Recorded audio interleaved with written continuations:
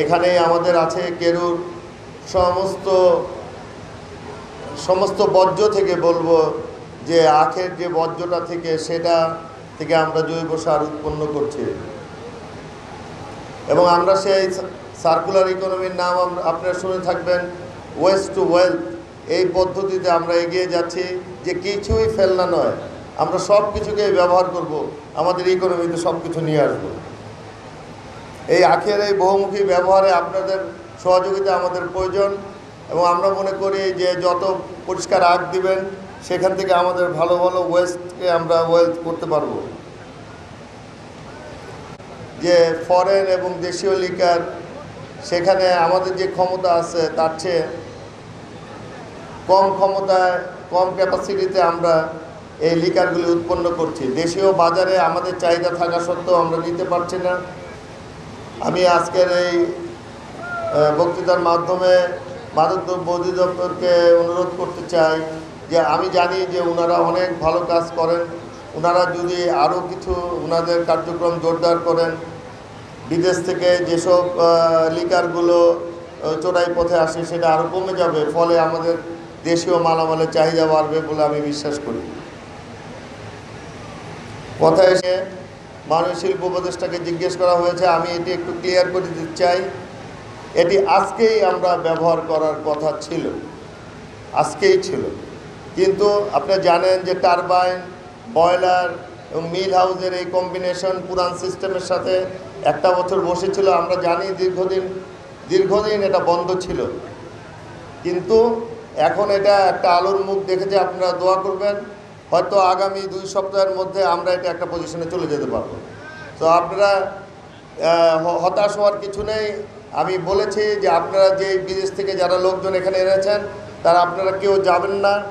আগামী 15 দিন আপনারা এইভাবে একটানা কাজ করলে আমরা হয়তো যখন আমাদের ইমিডিয়েট একটা শাটডাউন আছে সেই শাটডাউনের সাথে এটাকে ম্যাচ করে দিয়ে আমরা করে দিতে পারবো।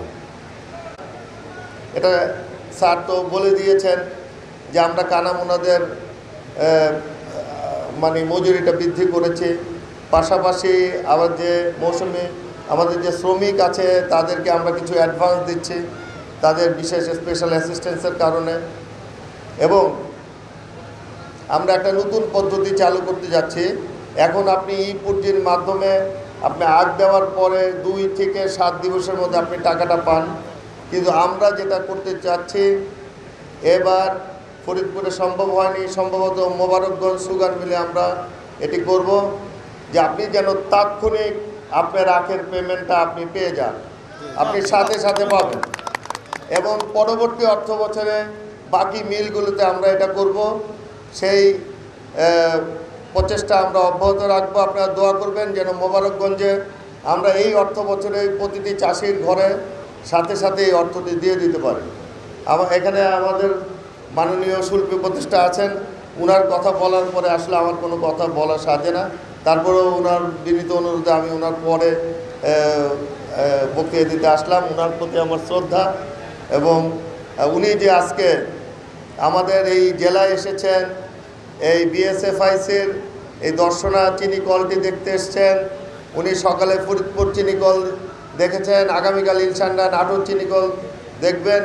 এই ছুটির দিনে উনি 3টি চিনি কল দেখে উনি এই চিনি ও শিল্প পরিবারকে উনি অনেক গৌরবান্বিত করেছেন। আমরা অত্যন্ত গৌরব অনুভব করছি আজকের ওনার উপস্থিতিতে। আমি আর বিশেষ কিছু বলতে চাই না। আপনাদের সফল উপস্থিতি নিশ্চিত করে যে আপনারা দর্শনা চিনি কলকে কতটা ভালোবাসেন। আপনাদের সকলকে কল্পনা আছে, কিন্তু আমরা এখনও রিসার্চ পর্যায়ে আছে। রিসার্চটা 2 বছর চলবে বিভিন্ন মাঠে, এবং আপনাকে বলি আপনার কাছেই আছে ফরিদপুর, ওখানে উথন 15 নামে একটি বীজ আছে, সেটা কাজ চলছে, এই গবেষণা পর্যায়ে আছে। আমরা উন্নত বীজ চাষিদেরকে ইনশাল্লাহ সরবরাহ করব।